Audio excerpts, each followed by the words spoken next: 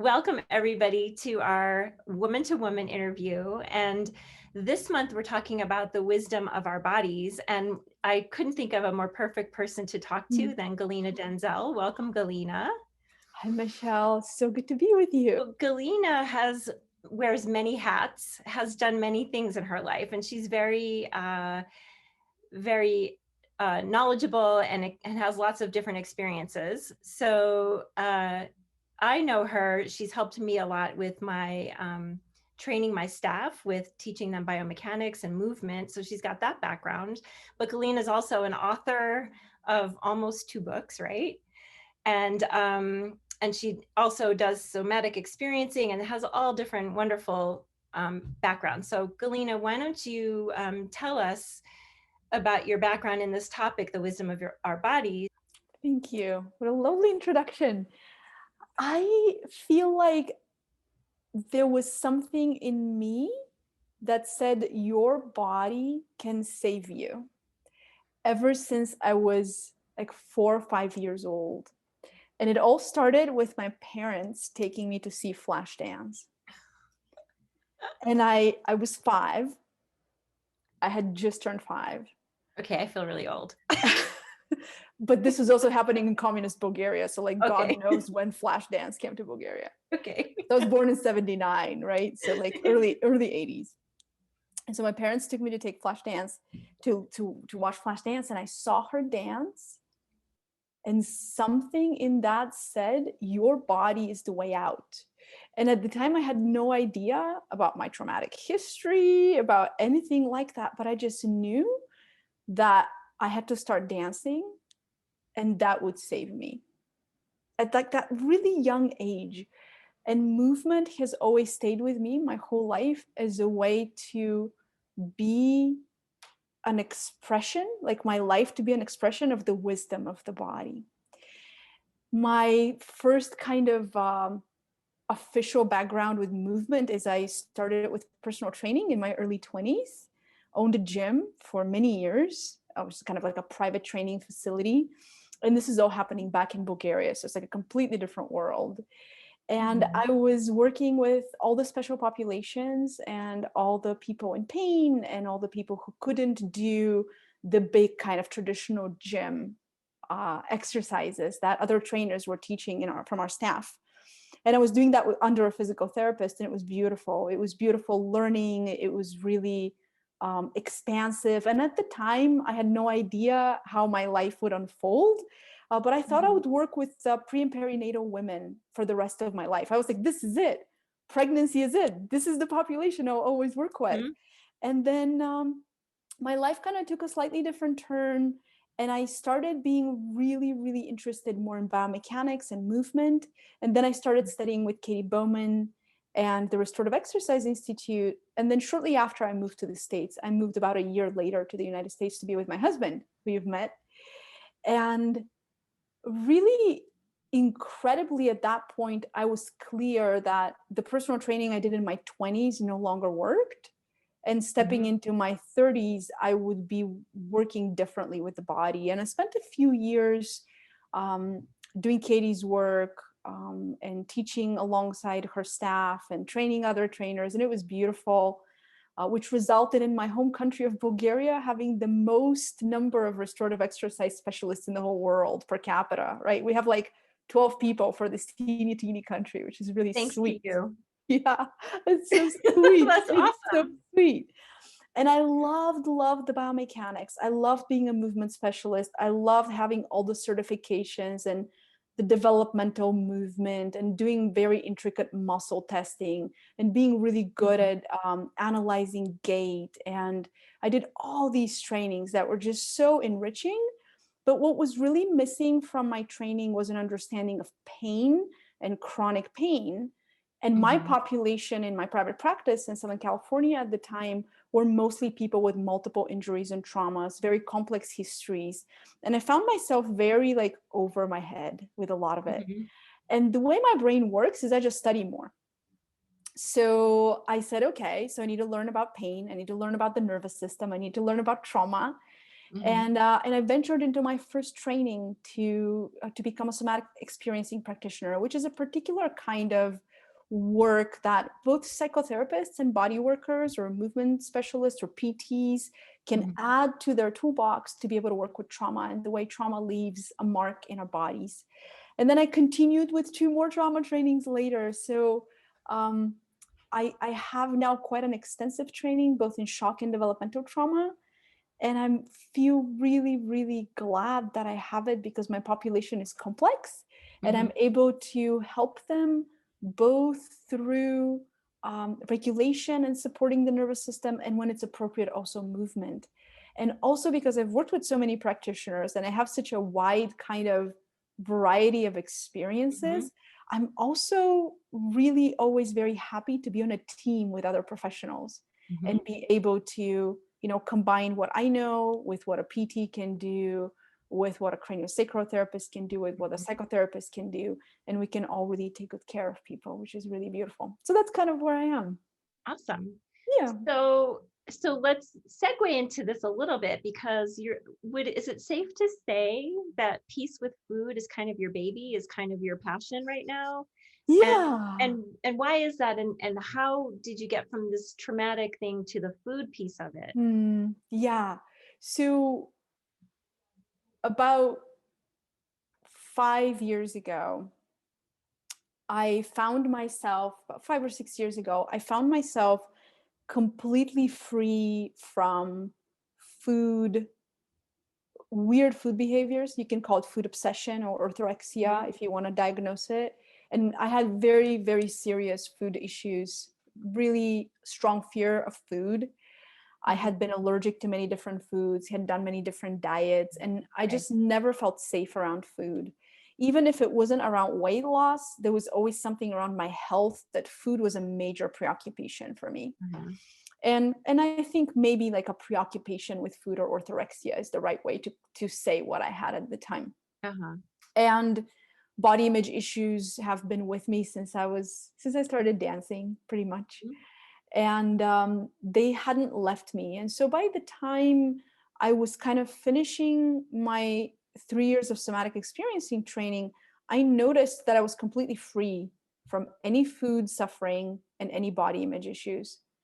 And that was at a time that I had completely given up to try to do anything about it because I had spent so many years looking for help, trying different nutrition approaches and Mhm. Eastern modalities and Western modalities and therapy, and nothing had helped my preoccupation with food.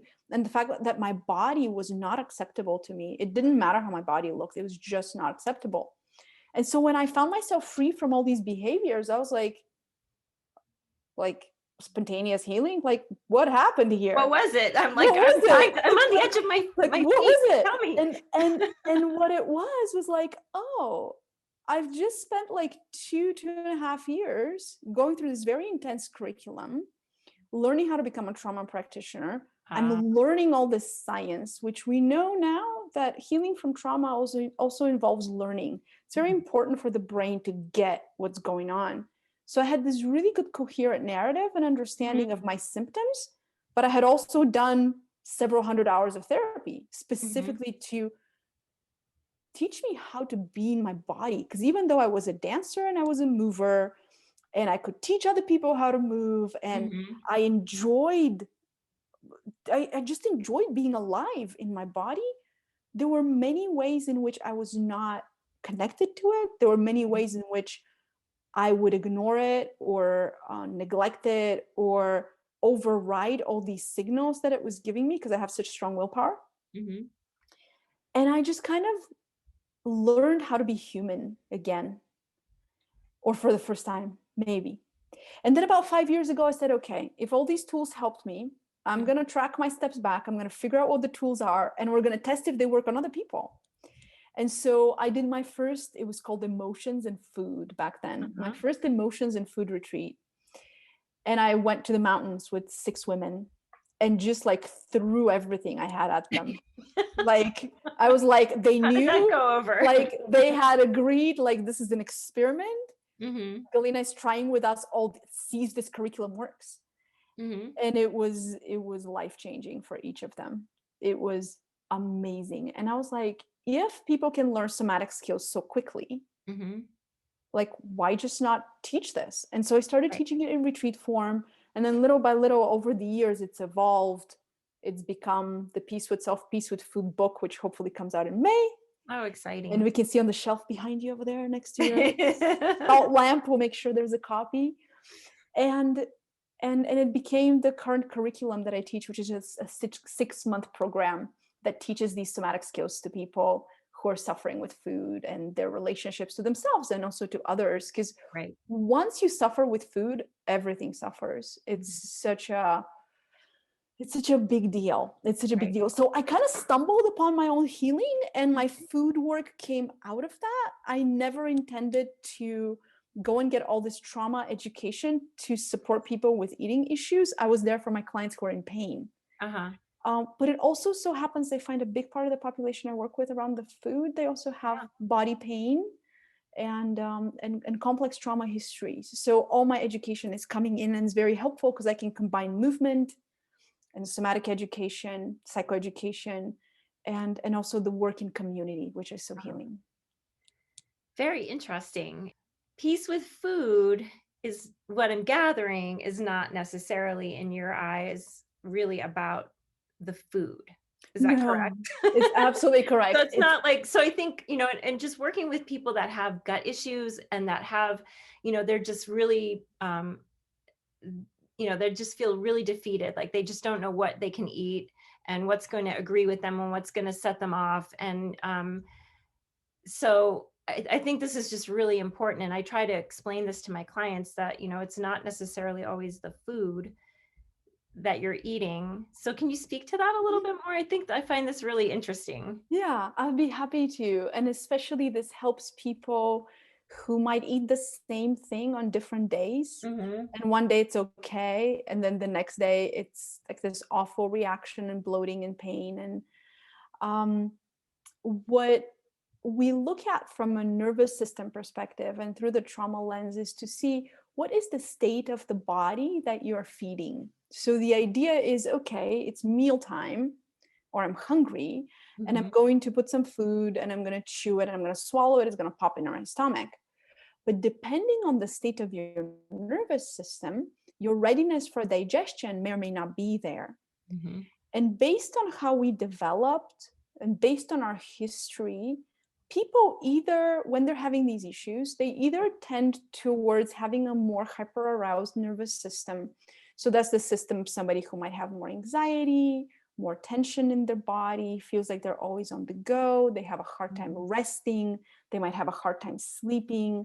They get the knot in their stomach, right?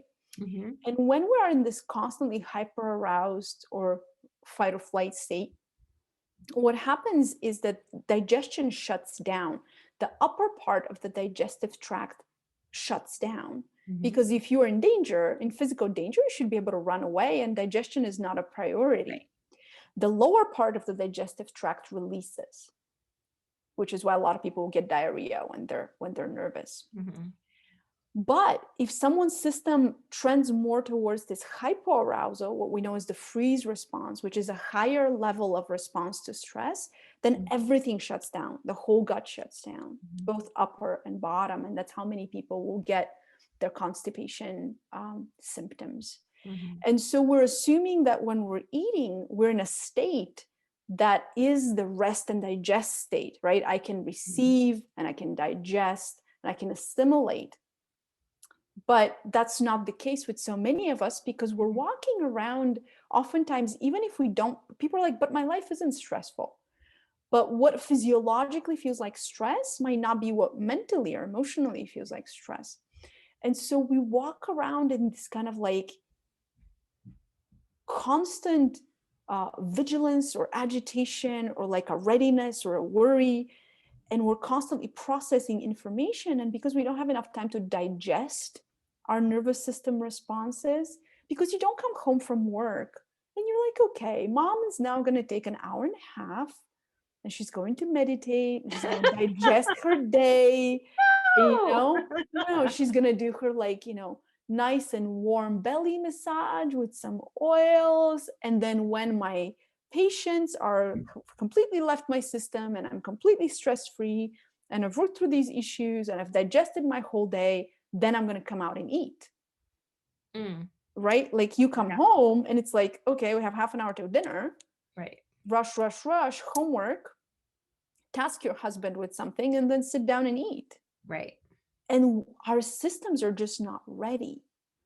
Not to mention that many people grew up in such stressful environments that when they were little, they didn't learn how to digest well. So they just kind of stays with them their whole life, because digestion always happens in relationship. So some of my clients who grew up overweight and their parents were always watching their food, they hate eating with other people. So their systems can't relax. So even if you don't have immediate stressors in your life, you might have history that has kind of predisposed you to this kind of functioning as if you're under bigger stress than you actually are. Very interesting.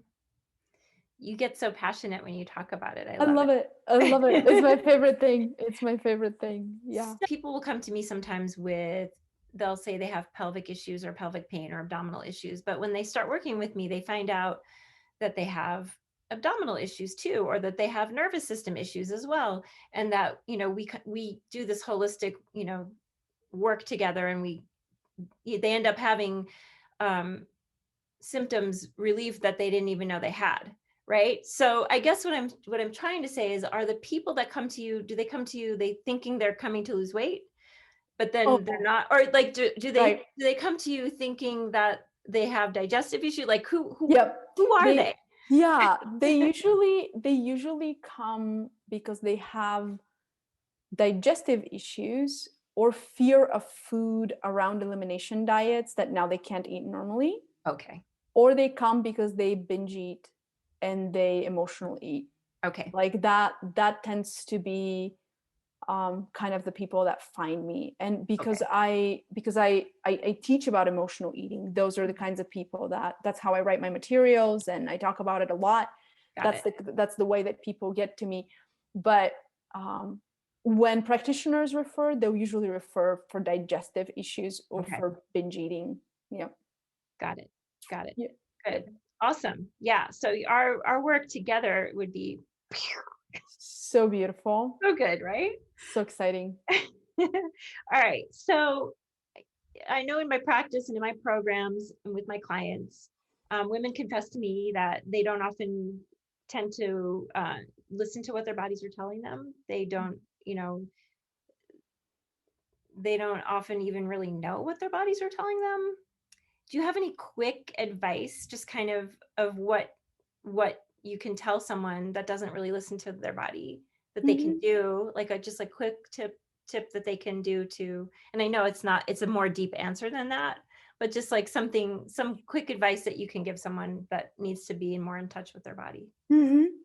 Typically, the reason we're not in touch with our bodies is to protect ourselves from the information that's in them. It's important to know that all emotions are physically experienced as sensation in the body. So if you're having fear, anxiety, worry, you might get something around your belly, or if you're feeling some grief, it might be around the heart and lungs. So you have a very physical experience with emotions. And the reason why most people don't listen to their bodies is because we have a lot of emotions that we don't have time to digest, right? And one of the easy things to start doing is to start to notice your body, and notice your body in a way that it's experienced as pleasurable or as neutral. So for example, right now, if you put your hands on your cheeks, you'll feel some warmth. Maybe your hands are cooler than your cheeks. Maybe your cheeks are cooler than your hands. You just kind of check in with the temperature.